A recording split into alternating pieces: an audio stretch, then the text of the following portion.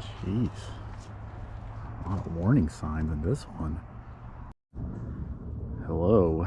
I gotta admit, never thought I'd potentially reach 200 subscribers, so thanks for watching and welcome newcomers to another episode of Forgotten Cemeteries Pacific Northwest. Today we're at Molalla Memorial Cemetery, located in Molalla, Oregon, Clackamas County. Alternative names of the cemetery include Dart Cemetery, IOOF Old, Memorial, Molalla Prairie, Molalla spelled with a U instead of an O, Prairie, Old Fellows, and finally Teasel Creek. Good lord, it's a lot of names. Anyways, let's go meet some of the local residents and hear their story. Alright, apologies if I talk too low during this video. There's some houses like right next door to this place, and it's kind of early in the morning, but a little history about this cemetery. Oregon Burial Site Guide said it was established sometime before 1870. Unsure of an exact year though. However, the sign out front says 1882. There's 100 to 500 barrels per the Oregon Burial Site Guide. Find a grave is shown 671, and there's your history for the cemetery. Very limited. Really, the only thing I can tell you is that the Dart family, alternative name of the cemetery, came to Oregon in 1852. More specifically, Charles and Isabelle Dart. Teasel Creek, another alternative name of the cemetery, is a creek just south of here. Description online is quoted as saying, "There are no fish here." That's right, no fish in this creek. No rainbows, no steelies, no pinks, no perch, no muskies, nothing. So keep looking for another spot nearby and you'll be glad you did. So there's your little history on Teasel Creek, and there's no fishing regulations there as well, so weird. As far as the town of Molalla is named after a Molalla River, which is in turn named for the tribe, the Molalla, who lived in this area. William Vaughan established a donation land claim in this area in 1844. So even though the pioneer settlement goes back to like the 1840s, Molalla didn't get its first streetlight till 2002, so that must have been exciting for the city. And Molalla is home to the famous Rose Marie Bentley, who had a rare genetic disorder called situs inversus. Basically, your heart and organs are positioned in a mirror image of the normal anatomy, per the article I read. I'll post a pic in this video, but that's apparently what's going on. Won't pretend to be a medical doctor. Apparently Rose, though, had like the rarest form of this and lived until the age of 99, so it was a bit of a surprise. Today, we'll meet a religious rebel in this family drama, discover the origins of Oregon hot springs resorts, meet an early 1840s arrival, stop at a Civil War vet's memorial, and hear the story of a woman who met her watery grave in 1902 for all the dark story fans out there. So I hope you enjoy this one. And our first stop is Charles Bisbee Dart. Born in 1820, don't know where though, limited on the information, but there was a comment on his profile that there's these like letters out there, and it appears Charles was challenging his family's religious beliefs to the point there was like a fallout, and he and his wife Isabel made their way to Oregon in 1852. So a little bit of a religious rebel over here. And here's the headstone of Samuel Ingle, apparently one of the more well-known pioneers back then. In an 1845 arrival in Oregon, so pretty early. And I believe he was one of the ones that may have taken the Meek cutoff route. We talked about what a fun time that was for the pioneers in my West Union Baptist video if you're interested. I did read that Samuel traveled to California during the 1849 gold rush. Unsure if he made it big though. You'll see Samuel's wife Nancy's name below. She is an 1852 arrival and apparently met Samuel at Barlow's Gate. And we talked about Barlow Trail at Barlow Cemetery if you're interested in that one as well. Look at that self-promotion. Anyway, sadly, her mother died along the trail when traveling to Oregon. For a cemetery out in the country, it sure is noisy around here. Here we have the headstone of Archibald Henderson Bell. Maybe you could see it, but you'll notice doctor on his headstone as well, but unsure where he got his training or academic degree. We learned that some people during the pioneer days just kind of learned along the Oregon Trail and just happened to be good at treating people. On a side note, Archibald's father, James Bell, was a Revolutionary War soldier. Sadly, his profile said that he was suspected to be buried in Valley Cemetery in Indiana, a cemetery that looks right down our alley in viewing the pics, and I wish we could visit, but the YouTube life does not pay the bills for travel. Ooh, it is one frosty morning. Here we have James H. Sperling, born in 1840, unknown where. However, James was a captain during the Civil War for the 53rd New York Infantry Company C Regiment, They took part in two battles we haven't come across, the Battle of Roanoke Island and the Battle of Hatteras Inlet Batteries. Oh, good God, is it cold. It's 28 degrees in Oregon already. Alright, sorry for complaining. Here ahead we have William Riley Bagby. Kind of a unique last name we haven't seen yet, but the Bagby family are pioneers of 1852. William was a blacksmith though, and his wife was born in Glasgow City, Scotland. We'll meet her in a bit, and if Find a Grave is accurate, they would have 3 children when they came out to Oregon, but they would eventually have 16 kids together. That must have been fun. The Bagby family seems like they were a bit popular back then in this area. One of their sons, Robert Bagby, discovered hot springs in the Mount Hood National Forest in 1880. Because of that, you can visit Bagby Hot Springs, and you can hang out with this guy. Anyways, I'll put out a link below if you're passing through Oregon and need a little exfoliation, if you will. And as promised, on the other side of the headstone is Harriet Wright Macaulay Bagby, born in 1830 in Glasgow City, Scotland, as we discussed before. Shows her coming with her parents to the USA sometime between 1839 or 1842, somewhere between there. Looks like her family settled in Illinois, and then she probably realized I'm in Illinois, and moved with their husband and family to Oregon to greener pastures. I did read there's a bit of a debate though if she was born in Scotland or Ireland. Not gonna touch that, but a lot of resources say Scotland for the most part, but her mom was born in Ireland. All right, our final stop, and not to be too dramatic, but they say every headstone has a story, and that would be of Maria S. Kayler. She was born right here in Oregon in 1856. I don't know her maiden name. Apparently Maria, her husband, and a few other individuals were checking out timber claims in Oregon, and they left their hotel late at night around 9 p.m. Yes, 9 p.m. is late for me. They left the hotel to catch a train in Roseburg, Oregon. I guess they were crossing a train trestle late at night. That sounds like a great idea, right?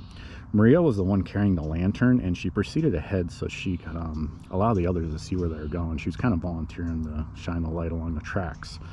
So they're walking along the trestle, and one individual says, "Is that an engine light ahead?" AKA, trains are coming.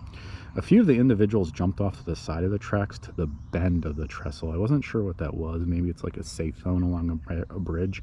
However, Maria didn't really have that option at the time. She leapt off the trestle into the icy waters. Now, the article speaks of the West Fork Bridge. I found one picture online for what I think might be the exact location where all this happened, November 25th, 1902. Speaking of that, the anniversary is coming up of this. The water below didn't look too friendly in the pic as well. And the article specifically says Cow Creek. That picture shown in the video, hopefully it shows up, is the trestle above Cow Creek, so it must be it. But back to the story. Maria falls into the water and the lantern goes out, obviously. Her husband did try to rescue her, but he fell and then his lantern went out, so just no chance at that point, but he did survive this. Sadly, Maria met her end and was found along the sandbar down the creek. She was only 46 when she died. Alright, I figured we start with a tour in the back of the cemetery. I got a cool little gazebo back here. And very cold, frosty morning in Oregon. It took about an hour to get here from kind of the Portland area, so it's quite a drive. It's only because there's so much construction going on right now, but well worth it. A lot of cool stories.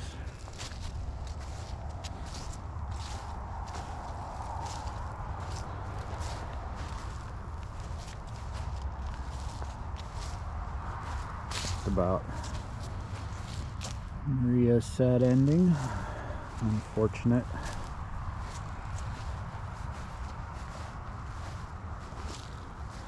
Guess you don't have a whole lot of options when you're standing on a train tracks in the middle of the night. So only one path out.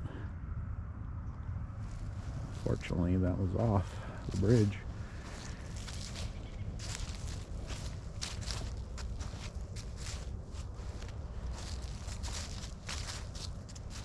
The cemetery is still pretty active from what I saw online. Some new burials and old burials. Couldn't find the exact year though, for some reason. Like I said, the sign said 1882 out front, and I don't know what they based that on. But then the trusty Oregon Imperial Site Guide says sometime before 1870. Here's Bagby. It had like kind of a cool symbol on there. I can't make it out.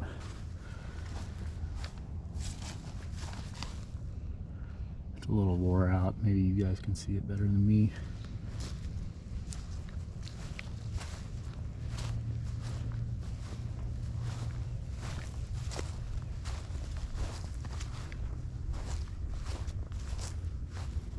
Again, apologies, so I was a little quiet when I was talking. There's some houses next to here. And it's early in the morning and I didn't want to be a jerk and talk too loud, but here's Charles Bisbee Dart and Isabelle.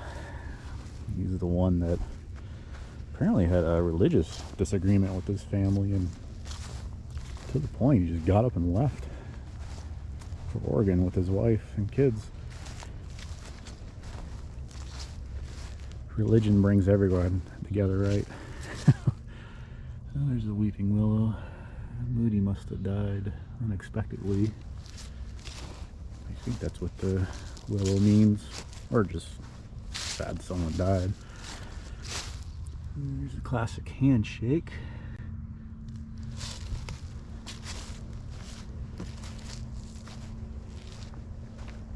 Couple Civil War vets here. Well, this guy looked like he served in the army during Vietnam. Pretty headstone, nice and clean.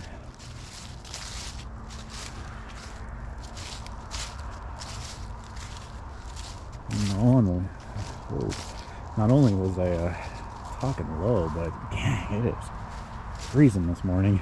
So apologies if it wasn't the best presentation. Oh, this last name, couldn't find much on them. The Voorhees. Voorhees? Believe it or not, related to Jason Voorhees. I'm sure I'm saying it wrong though.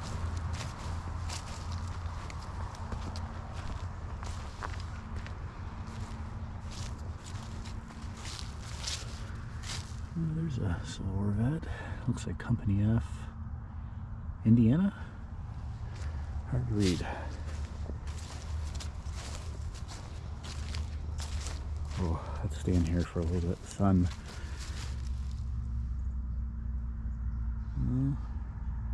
Where Nancy is, she has a pretty headstone, and there's some epitaph on the bottom. I can't see it.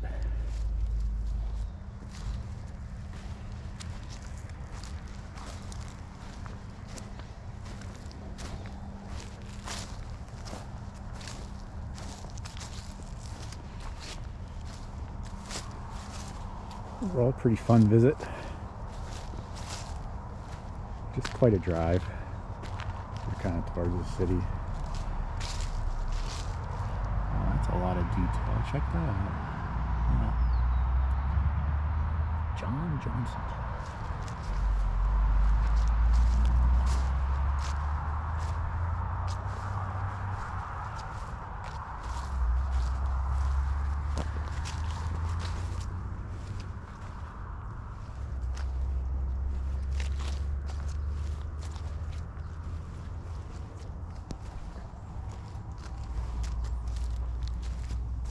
And